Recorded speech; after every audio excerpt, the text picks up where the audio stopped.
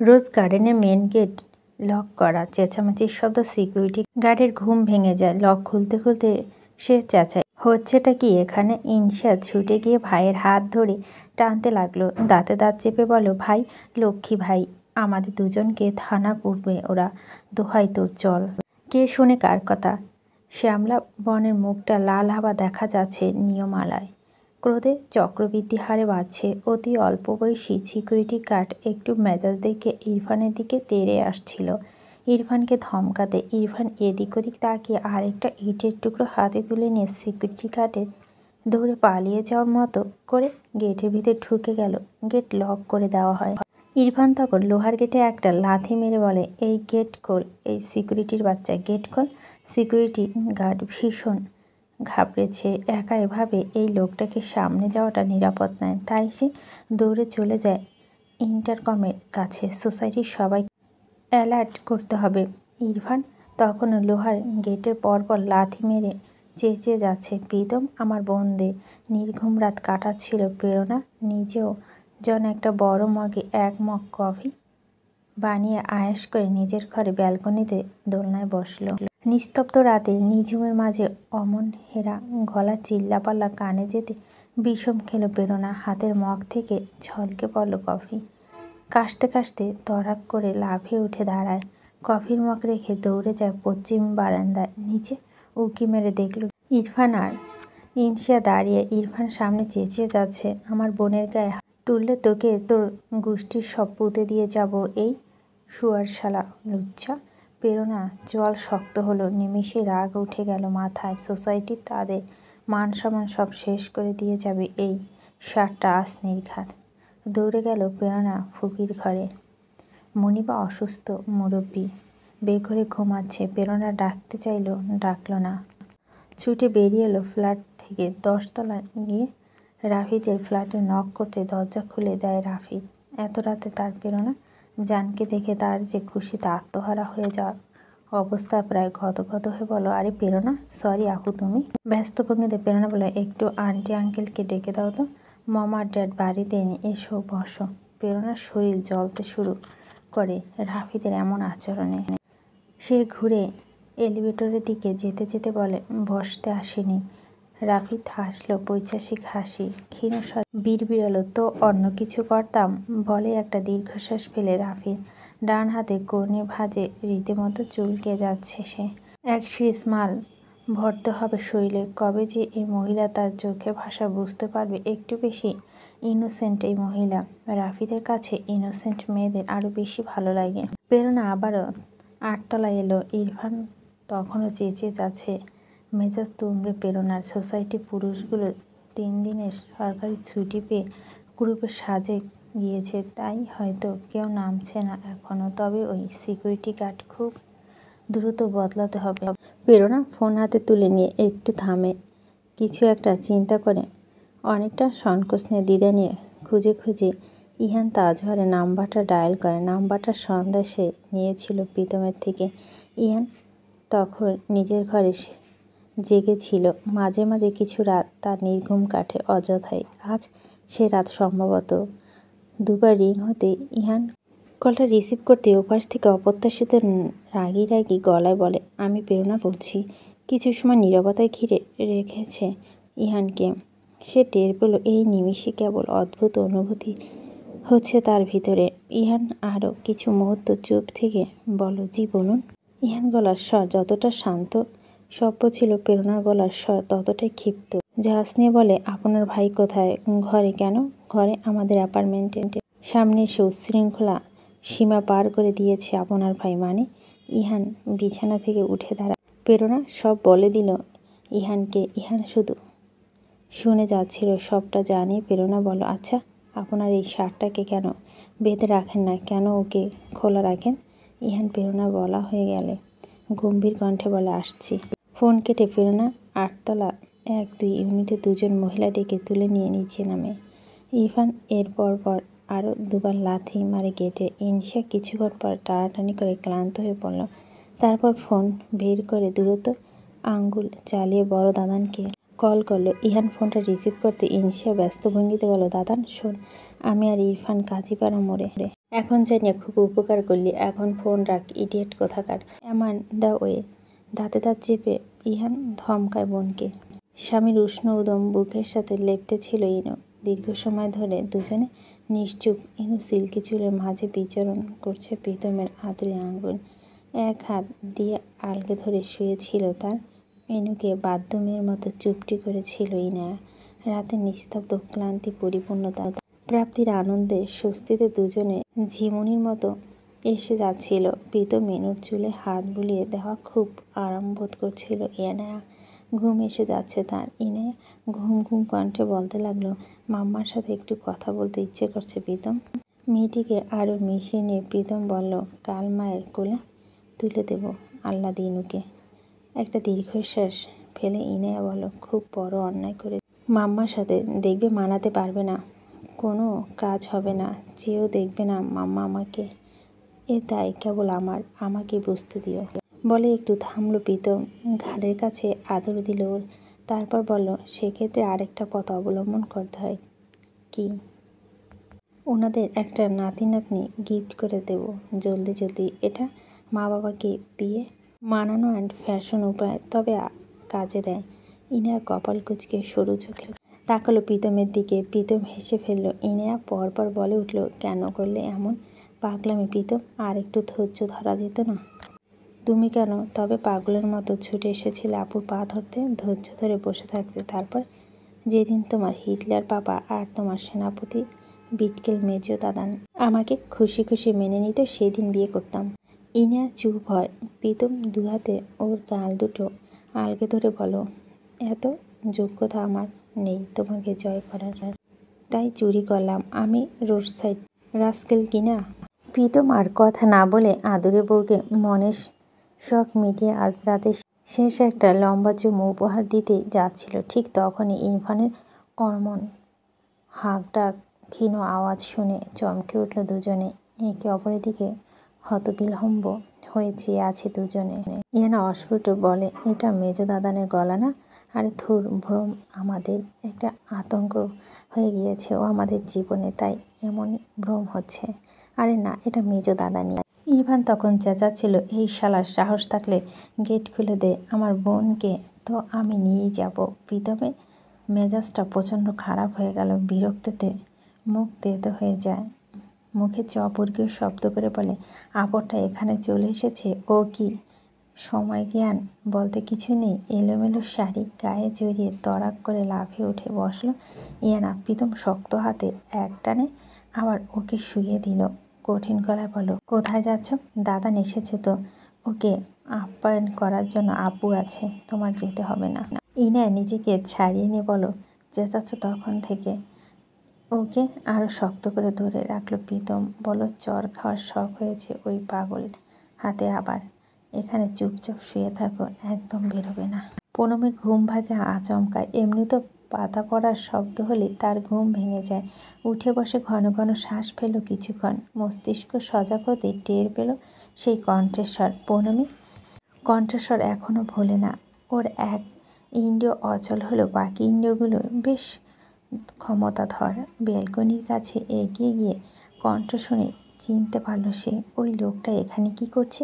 সব থেকে বড় কথা, ওই লোকটা ভাইয়াকে কেন গালাগাল দিচ্ছে? পরপর দুটো প্রশ্নের উত্তর জানতে চাইল সে।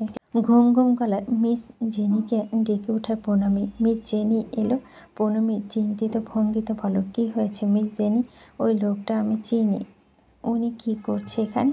মিস জেনি বলল, আরে ও নাকি ইয়ানার সেই খারুস মেজো ভাইটা, এখানে এসে বোনকে নিতে। কাণ্ড দেখো, এ তো পুরো পাগল। ভাঙা ভাঙা বাংলাতে মিস জেনি বলল।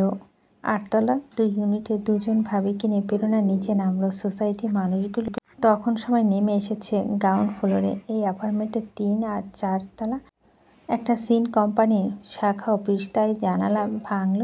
বিষয়টা নিয়ে এত শোরগোল হয়নি। হাজার হোক, ওই ছেলেটি এখন আত্মীয় প্রেরণা। আত্মীয়দের সাথে এত মুখ কালাকালি প্রেরণা করতে চায় না, তাই সবাইকে বুঝিয়ে বলে ব্যাপারটা। সবাই খেপে গিয়েছিল। সবাইকে প্রেরণা অনুরোধ করলো ধৈর্য ধরে সে দেখবে।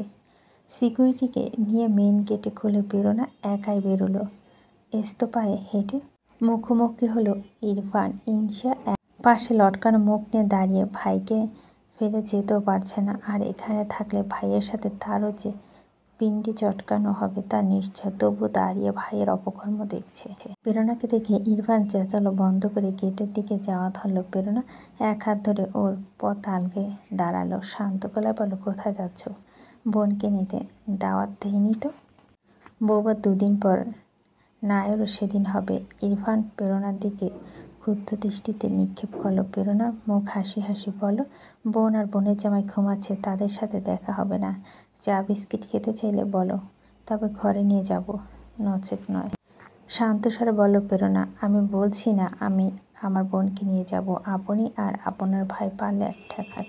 চেঁচিয়ে উঠল ইরফান। ঠিক সেই মুহূর্তে ইনহান, তাজু আর গাড়ি এসে থামলো সেখানে। ওরা চেয়ে রইল সবাই। গাড়িতে ইহান একাই ছিল।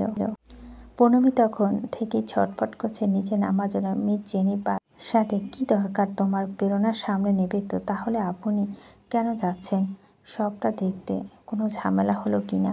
ও, আমি অন্ধ বলে কিছু দেখার নেই আমার? লোকটা প্রচণ্ড উগ্র। আব্বু একা গিয়েছে, আমিও যাব না। মামুনি, তুমি যাবে না? আপনারা সবাই আমার সাথে এমন করেন সবসময়, যেন আমি কিচ্ছু নেই। আমি মানুষ নই। ভীষণ রেগেছে পনমি, কণ্ঠটা প্রকাশ পায়। মিস জেনি হার মানল। এসে পনমির বাহু ধরে বল, এসো তবে। ইহান গাড়ি থেকে নেমে দাঁড়িয়ে শুরুতে ভাইয়ার দিকে শীতল চোখে তাকালো। ইরফান জলা শক্ত করে দাঁড়িয়েছে। ইহান তাকে বরফ ঠান্ডা গলায় বলল, গাড়িতে ওঠে। এক পলক ইনসার দিকে দৃষ্টি দিল ইহান। ইনসা চুপচাপ গিয়ে গাড়িতে বসলো। তারপর ইহান যা করলো সেটার জন্য প্রেরণা প্রস্তুত ছিল না। ইহান এই রূপের সাথে প্রেরণা পরিচিত নয়। ইরফানকে ধাক্কাতে ধাক্কাতে সোজা গাড়ির কাছে নিল ইহান। ক্ষুব্ধ ইরফান তখন আরও ক্ষুব্ধ হয়ে উঠল। বলতে থাকে, আমি বোনকে নিয়ে যাব দাদা, ট্রাস্ট মি। ইহান যেন ও কথা শুনলই না। কপালের শিরা দৃশ্যমান হলো রাগে। চুপচাপ দরজা খুলে ওর ভাইয়ের হাতটা ঠেলে বসানোর চেষ্টা করছে। ইনসা গাড়ির ভিতরে বসে জানালা থেকে মাথা বের করে দেখছে তার 2 ভাইয়া ধস্তাধস্তি। প্রেরণা ভীষণ অপ্রস্তুত হয়ে পড়েছে। এখন ওদের কিভাবে থামাবে সে? ঠিক তখনই মিস জেনি আর পনমি গেটের বাইরে এসে দাঁড়ালো। পনমি উৎকণ্ঠা নিয়ে চেঁচিয়ে বলল, আপু। প্রেরণা ঘুরে তাকায়। ইনসা উকি দেয়। বাকি রইল ইহান, ইরফান। দুজনেই থেমে গিয়ে তখন একটা স্বল্প পরিচিত চিকেন নারী কণ্ঠ ইরফানকে বাধ্য করল ঘুরে তাকাতে। পনমি আবারও বলল, আপু। কি হলো? ভাইয়াকে ডাকবো? পুলিশ ডাকবো? না, কাউকে ডাকতে হবে না। তুই কেন এসেছিস এখানে? ওই উগ্র লোকটা চলে গিয়েছে। প্রেরণা চুপ হয়ে রয়। একটা লং কুর্তি পাজামা পরনে ওরা। ওড়নাটা খুব শালীনভাবে আড়াআড়ি কাঁধে ফেলে রেখেছে। মিস জেনি ধরে রেখেছে তাকে। চুলে 2টো বেনুনি করা। কেমন ঘুম ঘুম ফলমুখ। ঠিক যতটা বয়স পনমি, তার থেকে বাচ্চা লাগছে। 18 পনমিকে 15 কিশোরী লাগছে। তাকে নির্নিমেষ অবলোকন করছে একজোড়া কালো বাদামি ঈগল চোখের তীক্ষ্ণ দৃষ্টি। পা থেকে মাথা অবধি মেপে নিল মেয়েটিকে, মিলিয়ে নিল নিজের সন্দেহ। সময় গড়ায়, চোখ ফেরায় না সে। দাঁড়িয়ে আছে ঠায়। পুরো পৃথিবী থেকে বিচ্ছিন্ন করে মনোযোগ ইহানের দিকে ফিরে। প্রেরণা বলল, আমার ছোট বোন পনমি হাউসান। তারপর পনমিকে বলল, এখানে তোর ভাবি ভাই বোনেরা দাঁড়িয়ে আছে। পনমি, সালাম দে। পনমি সালাম দিল। ইহান আর ইসমাম সালামের জবাব দিল। অবিচল দাঁড়িয়ে এক দৃষ্টিতে ইরফান দেখছে পনমিকে। মুখে হাসি, চোখে নীলাভা মণি, গালে লাল তিল, সারলতা ভরা একটি গোলগাল মুখ, মিহি কণ্ঠস্বর হুবহুব মিলে গিয়েছে। ইহান স্মিত হেসে বলল, তোমার সাথে দেখা হয়ে ভালো লাগলো পনমি। জবাবে পনমি হাসল। ইরফান শুধু ফ্যাল ফ্যাল করে দেখছিল সেই আগন্তুক মেয়েটিকে, পৃথিবীর সব হুঁশ জ্ঞান হারিয়ে। ইহান এবার প্রেরণাকে বলল, আজকে এই বিষয়টির জন্য আন্তরিকভাবে দুঃখিত। ইনায়া কেমন আছে? সন্ধ্যা থেকে মন ভীষণ খারাপ ছিল। অনেক বুঝিয়েছি। খুবই মিষ্টি আপনার বোন। অল্পতে বোঝা যায়। আপনার ভাইয়ের কথা অনুযায়ী ব্রেন ওয়াশ করা যায়। হেসে ফেলল প্রেরণা। তারপর বলল, পরি আন্টি কী অবস্থা? আছে আর কি। কাল যাব আপনাদের ওখানে ওদের দুজনকে নিয়ে। ইয়ানাকে বলছি সবাই পা ধরে ঝুলে থাকবো। কথাটা বলতে গিয়ে প্রেরণা আবার হাসলো। ইহান এভাবে হাসতে দেখেনি প্রেরণাকে। প্রেরণা তখন বলো, আপনারা 3 ভাই বোন চা মিষ্টি খেয়ে যান। আর চোখে একবার ইরফানকে দেখে নিয়ে প্রেরণা ইরফানকে শুনিয়ে শুনিয়ে বলল, কাল বোন জামাইকে নিয়ে যাব আপনার বাড়িতে। নায়রি এত রাতে ওদের ঘুম থেকে ডেকে তুলে দেখাতে পারলাম না বলে দুঃখিত। ইহান আর ইনশা আন্তরিক হাসে। তারপর প্রেরণা থেকে বিদায় নিয়ে ইরফানের বাহু ধরে এক প্রকার ধাক্কা দিয়ে গাড়িতে বসিয়ে দেয়। এবার ইরফান কোনো গায়গুই করল না আর। এতক্ষণে ক্রোধ উবে গিয়ে তার দু চোখে হতকম্প ভাব। ঘাড় ঘুরিয়ে আবারও দেখল পুনমীকে। ইহান ততক্ষণে গাড়ি স্টার্ট করেছে। প্রেরণা ওদের দৃষ্টির সীমা বাইরে না যাওয়া পর্যন্ত দাঁড়িয়ে রইল চুপচাপ। প্রেরণা পুনমীকে নিয়ে যখন ঘরে ঢুকে তখন রাত 3:30। সোসাইটির লোকেদের বুঝিয়ে এসে ভালো করে ঘরে ঢুকে দেখল প্রীতম ইনায়ার ঘরে বাতি তখনও জ্বলছে। মিষ্টি করে হাসল প্রেরণা। এ রাতের গল্প পুরায় না, কত শত গল্প। আসলে তাই। ইনায়া টিয়া পাখির মতো ঠোঁট দুটো নেড়ে ছোটবেলা থেকে শুরু করে বড়বেলা সব গল্প বলে যাচ্ছে। প্রীতম একটা স্বস্তির নিঃশ্বাস ফেলে শুধু শুনে যাচ্ছে। হঠাৎ প্রীতম ফোন হাতে নিয়ে প্রেরণাকে কল দিয়ে জানতে চাইল, সব শান্ত হয়েছে আপু? প্রেরণা ওপাশ থেকে জবাব দিল, ইহান মির্জা এসেছিলেন। ফোন কেটে স্বস্তির নিঃশ্বাস ফেলে ওরা দুজনেই। এক সময় ইহানা খিদে পেয়েছে বলে প্রীতম উঠে গিয়ে ইনার পছন্দ লাজানিয়া গরম করে নিয়ে খাইয়ে দিল। খাওয়া শেষে টিস্যু পেপার দিয়ে মুখ মুছিয়ে দেওয়ার সময় ইহানা শুধু দেখল লোকটাকে। প্রীতম বলল, কি দেখছো?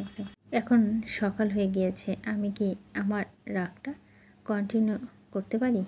মেয়েকে রাগ দেখিয়ে বলল ইহানা। প্রীতম হেসে বুক টেনে নিল মেয়েটাকে। হুট করে ইহানা আরও কেঁদে ফেলল। প্রীতম হতভম্ব। আবার কাঁদছো কেন? আমি তোমাকে ভীষণ ভালোবাসি, আর মাম্মা পাপ্পাকেও। আমি তিনজনকে চাই, আমাকে এনে দাও মাম্মা পাপ্পাকে। প্রীতম আলগি নিল মেয়েটিকে। তীব্র গ্লানি চেপে রেখে ইনু মাথা হাত বুলিয়ে দিতে দিতে বলল, পাবে। গতি কিছুটা বাড়িয়ে দিয়ে গাড়ি চালাচ্ছেন ইহান। ফোন মিররে সেই ইরফানের দিকে বেশ কয়েকবার তাকিয়েছে। এত বড় অকর্ম করে এখনও অস্বাভাবিক শান্ত। হুট করে এমন ভুল পাল্টেছে তাকে অবাক হয়নি ইহান।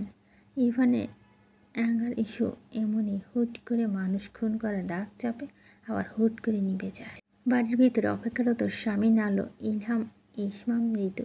ইরফানকে দেখে বকাবকি শুরু করে দিয়েছে ইলহাম। লাগাম ছাড়া ধমকাধমকি করছে, যা ইরফানের গা শহর হয়ে গিয়েছে।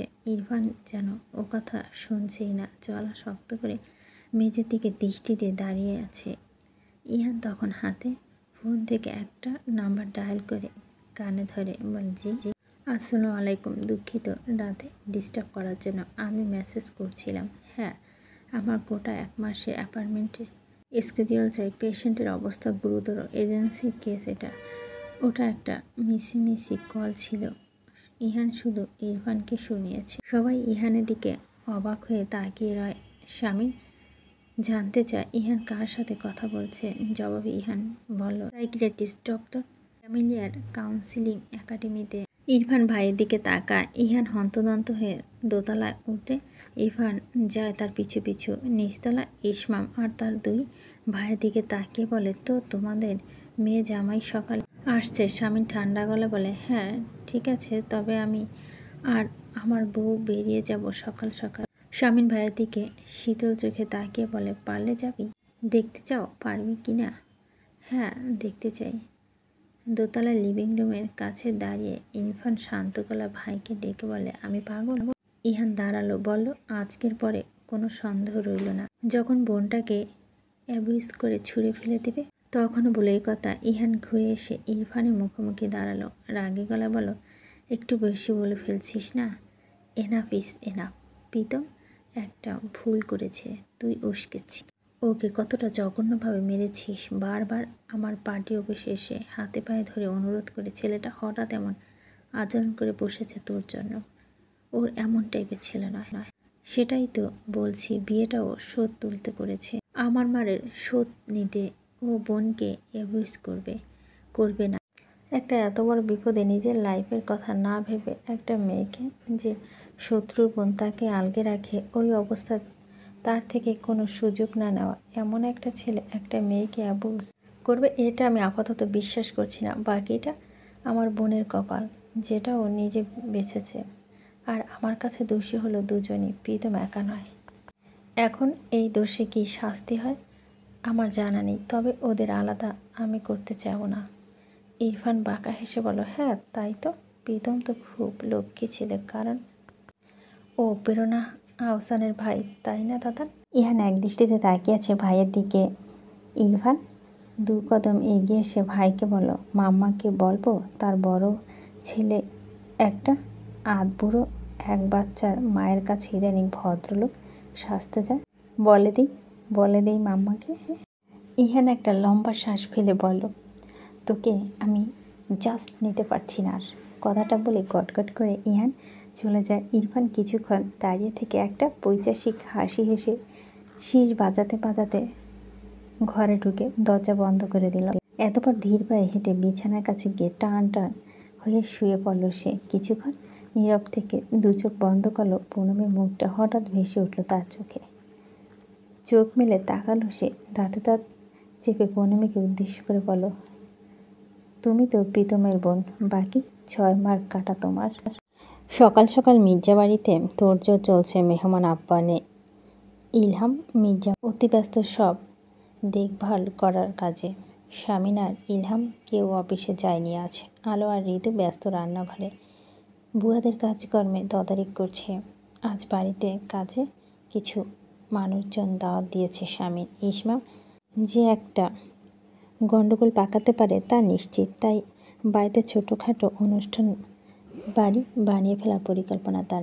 জামি, রাহাত, তোয়েব, তাছাড়াও আরও অনেক ঘনিষ্ঠ লোক নিমন্ত্রণ দুপুরে ভোজে। তবে শামিনের বিশেষ অতিথি মঈন ফরাজি, যাকে শামিন কিছুক্ষণ আগে 2 বার ফোন করে নিমন্ত্রণ জানিয়েছে।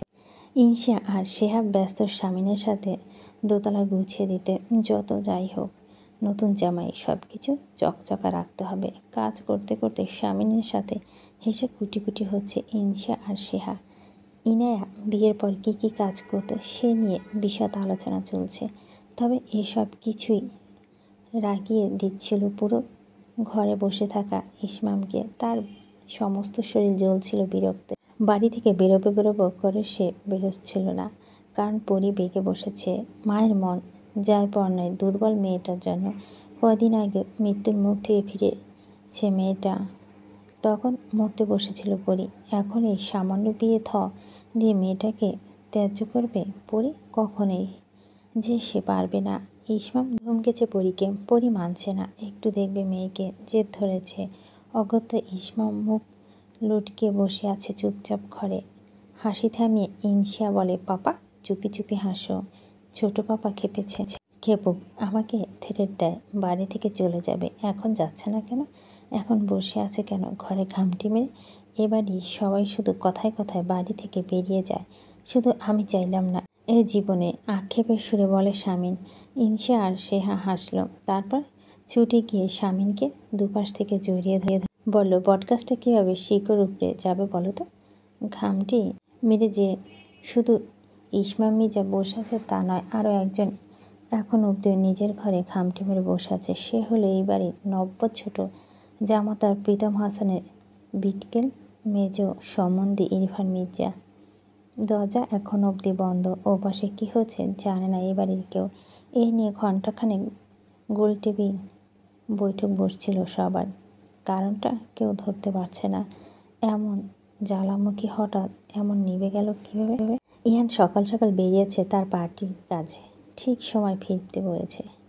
সব কাজ বাড়ির অন্য সদস্যরা দেখার নির্দেশনা দিয়ে গিয়েছে। সকাল 8টা থেকে ভাইয়ের বউকে তৈরি করছে প্রেরণা। একটার পর একটা শাড়ি গায়ে রেখে দেখছে, পরিও দেখছে। চোখে মুখে কিশোরী সুলভ উত্তেজনা, যেন পুতুল সাজাচ্ছে সে।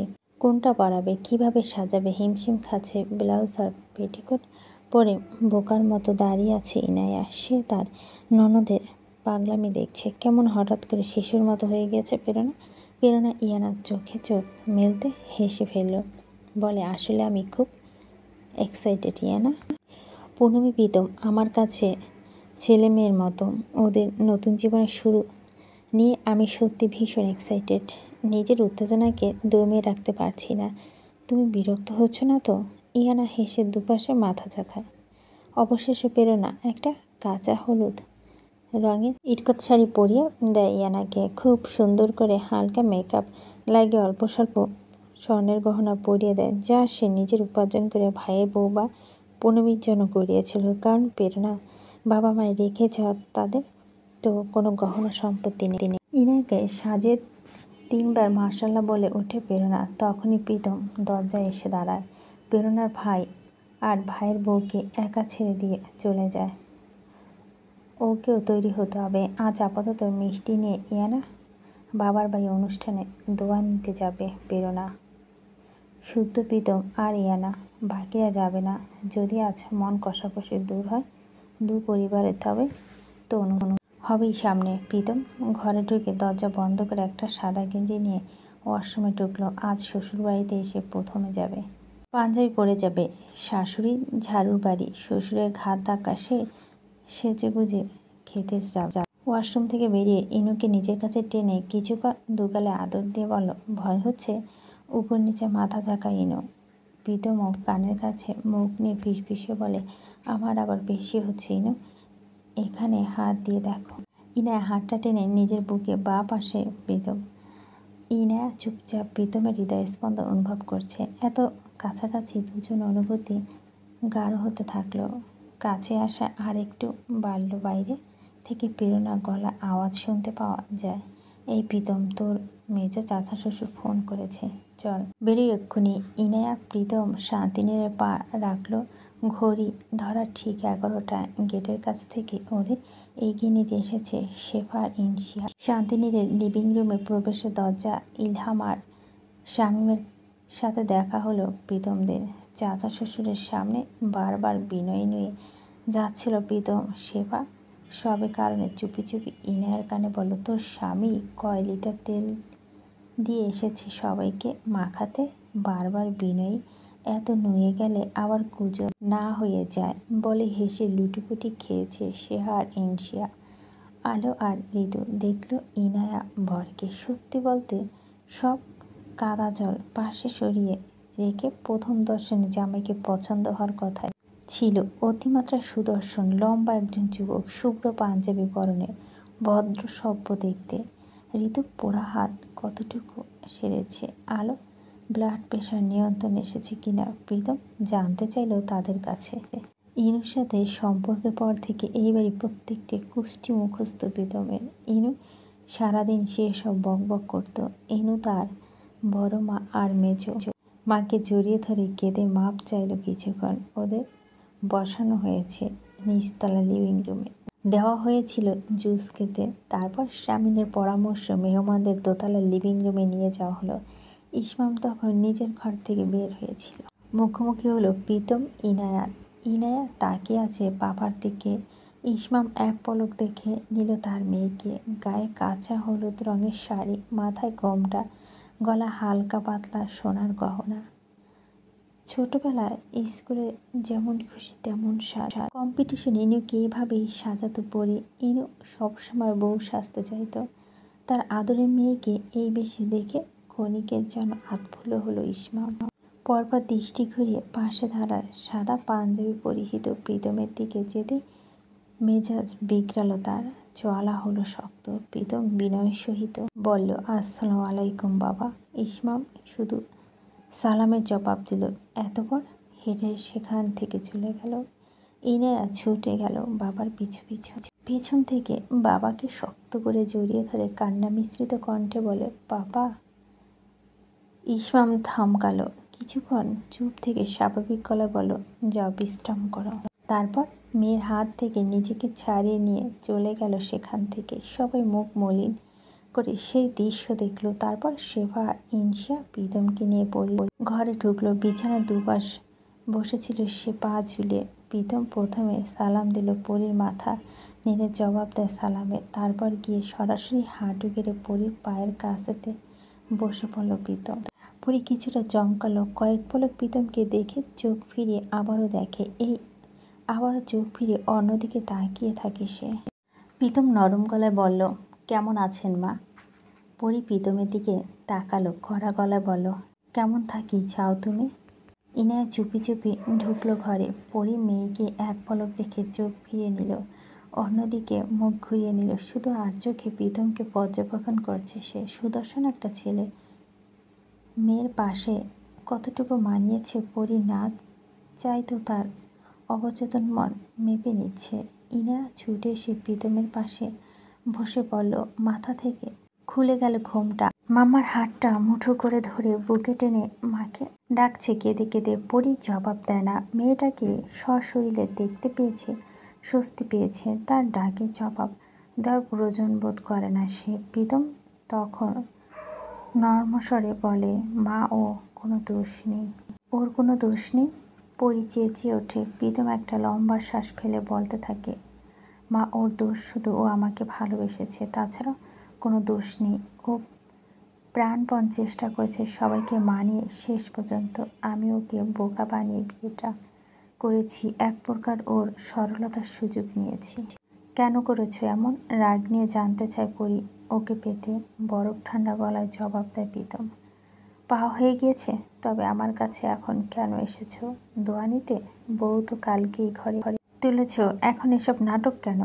কারণ আমার মা বাবা নেই। যা করেছি হঠকারী হয়ে ভীষণ লজ্জিত আমি চাই না ইনুকে আপনারা দূরে ঠেলে দিন।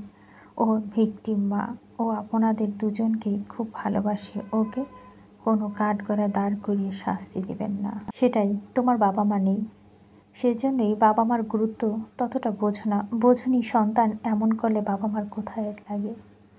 পরি কথাটা প্রীতমের মা বাবার মুখটা তো চোখের সামনে ভেসে উঠল। প্রীতম ফিসলে হেসে ক্লান্ত গলায় বলল, হয়তো। পরি কিছুক্ষণ চুপ থেকে বলে, ও অনেক আদরে আমার। নেপালে যা করেছ তার জন্য তোমার প্রতি কৃতজ্ঞ। এনিওয়ে, শ্বশুরবাড়ি প্রথম দিন এসেছ, বউ নিয়ে খেয়ে দিয়ে চলে যাও। প্রীতম তখনও পা জড়িয়ে বসে আছে পরির। পরি বলে, কি হলো? তোমাদের যেতে বলছি তো। প্রীতমও কিছু মুহূর্ত চুপ থেকে নরম গলায় বলো, আপনি বেড়ে খাওয়াবেন না মা? পরির ঘর। প্রীতম, পরি, ইনায়া দীর্ঘ সময় ধরে আছে। ওখানে কি হচ্ছে তা নিয়ে চিন্তিত ইনশিয়া। এদিকে ছোট বাবা নিচে ব্যাক ইয়ার্ডে জামিল চাচুদের কাছে গিয়েছে। ছোট বাবা এত ঠান্ডা ভাব ওর হজম হচ্ছিল না ইনশিয়ার। তারা বসে আছে লিভিং রুমে, যেখানে প্রেরণা আর শুদ্ধ রয়েছে। শেহার সাথে গল্প করছে প্রেরণা। শুদ্ধ ভদ্র ছেলেটির মতো পাশে চুপচাপ বসে আছে। শামিন আর ইলহাম গিয়ে তখন সেখানে উপস্থিত হয়। প্রেরণা উঠে দাঁড়ায়। শামিন ওকে বলে টুকটাক আলোচনা শুরু করতে লাগলো প্রীতমের ব্যাপারে। ইহান তখনও বাড়িতে ফেরেনি। আজ বাড়িতে মেহমান থাকবে, অথচ তার আজকে এত ব্যস্ততা পড়ে গেল। শুদ্ধকে কোলে নিয়ে বসেছে ইনশিয়া। সেহা ওর সাথে দুষ্টুমি করছে, গাল টানছিল, ওর কথা শুনছিল। অমন লক্ষ্মীমন্ত আদুরে বাচ্চাকে যে কারো লুকে নিতে ইচ্ছে করবে। স্বামী নিশ্চিন্ত ভঙ্গিতে ইলহাম বলে, ওরা এখনও বেরোচ্ছে না কেন? পরি উত্তেজিত হয়ে অসুস্থ হয়ে না পড়ে। প্রেরণা স্বামীর কথায় জবাবে বলে, আমার ভাই সামলে নেবে, চিন্তা করার কিচ্ছু নেই আঙ্কেল। শুধু তখনই ইনশিয়ার কোল থেকে নেমে এসে তার মাম্মা কানে ফিসফিসে বলো, মাম্মা আমার হিসু পেয়েছে। প্রেরণা আশেপাশে তাকে বিব্রত ভঙ্গিতে সেবাকে বলে, ওকে একটু ওয়াশরুমে নিয়ে যাবে বোন, ওকে দেখিয়ে দিলে পারবে ওয়াশরুমটা। বলে প্রেরণা শামীমের কথা জবাব দিতে ব্যস্ত হয়ে পড়ল। সেবা মাথা নেড়ে উঠে দাঁড়িয়ে শুদ্ধর হাত ধরে এদিক ওদিক তাকিয়ে ইহানের রুমে ঢুকে পড়ে। ইহানের রুমটা নিকটে ছিল। শুদ্ধ ওয়াশরুমে ঢুকে দরজা ভিড়িয়ে দেয় বুঝদার মানুষের মতো। সেহাকে গম্ভীর গলায় বলে, আমি পারবো আন্টি, আপনি ভিতরে ঢুকবেন না। সেহা হেসে ফেলল, বলো একদম ঢুকবো না বাচ্চা। শুদ্ধকে দেখে সেহা বুঝেছে ওয়েল টেন্ডেড, খুবই গোছালো বাচ্চা। বাইরে দাঁড়িয়ে সে হাসছে। ঠিক তখনই ইনশার লিভিং রুম থেকে ডেকে ওঠে, সেহু নিচে, মামা ডাকছে, একটু আয় না, ইমার্জেন্সি নাকি? সেহা তখন শুদ্ধকে বলে, আমি যাব? জি আন্টি, শুদ্ধ জবাব দেয়। ইহান তখন সবে ফিরেছে বাড়িতে। দোতলায় উঠে সে দাঁড়িয়ে পড়ে প্রেরণাদের স্বামীর আর ইলহামের সাথে গল্প করতে দেখে। প্রেরণার চোখে চোখ পড়তে প্রেরণা সালাম দিলে সে জবাব দিয়ে নিজের ঘরে চলে যায়। অনেকটা ক্লান্ত সে গোসলের উদ্দেশ্যে তাওয়ালা হাতে নিয়ে ওয়াশরুমের দিকে এগিয়ে যেতে ধাক্কা দিয়ে ওয়াশরুমের ভিতরে রাখা দরজা খুলতে অবাক হয়ে তাকিয়ে রয়। শুধু তখন নিজের প্যান্টটা চিপা আটকে নিতে ব্যস্ত। এইটুকু বাচ্চা হলো সে লজ্জা পেয়েছে। ইহান তখন অবাক হয়ে তাকিয়েছিল। এতপর ইহান দরজাটা পুনরায় টেনে দিয়ে দুষ্টুমি সুরে বলল, আমি কিছু দেখিনি বাচ্চা। শুদ্ধ ভিতর থেকে কোনো জবাব না দিয়ে বেরিয়ে আসে চুপচাপ। ফ্যাল ফ্যাল করে ইহানের দিকে কিছু মুহূর্ত তাকিয়ে থেকে বলে, আপনি নক করে ঢোকেননি কেন? আঙ্কেল, এগুলো ব্যাড ম্যানার্স, আদুরে গলায় বলো গম্ভীর হয়ে। ইহানের বড্ড হাসি পেল এমন আচরণে। সে বলল, তাই জানতাম না তো। শুদ্ধ বলতে লাগলো, হ্যাঁ, মামা বলেছে এমন করে কোথাও ঢুকে পড়তে নেই, আগে নক করে নিতে হয়। ইহান কয়েক পলক ওকে দেখে বলল, তোমার মাম্মা শিখিয়েছে? জি। ইহান তখন এক পলক আশেপাশে দরজার দিকে দেখে শুদ্ধ গাল টেনে দিয়ে বলো, তা তোমার মাম্মাকে বলো আমাকে কিছু ম্যানার্স শিখিয়ে দিতে। আমি না হয় তোমার মাম্মার কাছে ম্যানার্স শিখতে চাই। শুদ্ধ অবাক হয়ে তাকে বলল, আপনার আম্মা আপনাকে ম্যানার্স শেখায়নি? ইহান দুপাশে মাথা নেড়ে দুঃখী দুঃখী মুখ করে বলল, শিখিয়েছে, ভুলে গিয়েছি, এখন তোমার মাম্মা শেখালে ভালো হতো। শুদ্ধ বলল, আচ্ছা বলবো। সত্যি বলবে? হ্যাঁ। ইহান সরল হেসে বলল, না থাক, বলতে হবে না। শুদ্ধকে কোলে নিয়ে ইহান বিছানায় বসল। অপরিচিত আঙ্কেলদের কোলে বসতে বারণ করেছে মামা, তাই শুদ্ধ বলে, আমি মাম্মার কাছে যাব। যাবে? আচ্ছা বলো তুমি কোন ক্লাসে পড়ো? প্লে 1। বাচ্চাটা চেহারা থেকে চোখ ফেরাচ্ছে না ইহান। কেমন মায়া মায়া এক প্রকার, সহজেই ফেরানো যায় না। তখনই দরজার বাড়ি এসে দাঁড়ায় প্রেরণা। অপ্রস্তুত হয়ে দরজার ঠিক পাশে দাঁড়িয়ে বলে, দুঃখিত, ও বিরক্ত করেনি তো? কোনো দুষ্টুমি করছে কি? ইহান হেসে শুদ্ধর কোল থেকে নামে উঠে দাঁড়ায়, বলে, না, আমাকে ম্যানার্স শিখিয়েছে, খুব লক্ষ্মী আপনার ছেলে। ইনশিয়া আর সেহা দেখে তেতে উঠল আলো। বলে, তোরা কোথায় খামটি মেরেছিলি? আমি আর ঋতু দুজন পারি এত ছুটতে? এত লোক খাবে, একটু টেবিল সেট কর। ইহান এত রোদ থেকে এলো, ওকে কাজে বলবো এখন? ইনশিয়া ও সেহা যথা আজ্ঞা বলে ছুটে যায় টেবিলের কাছে। তাদের বাড়ি ঘনিষ্ঠ মানুষগুলো ছাড়াও নিয়ন্ত্রণ প্রতিবেশীরা এসে জামাইকে দেখে যাবে। এমনিতে খবরটা ছড়িয়ে গেছে সর্বত্র।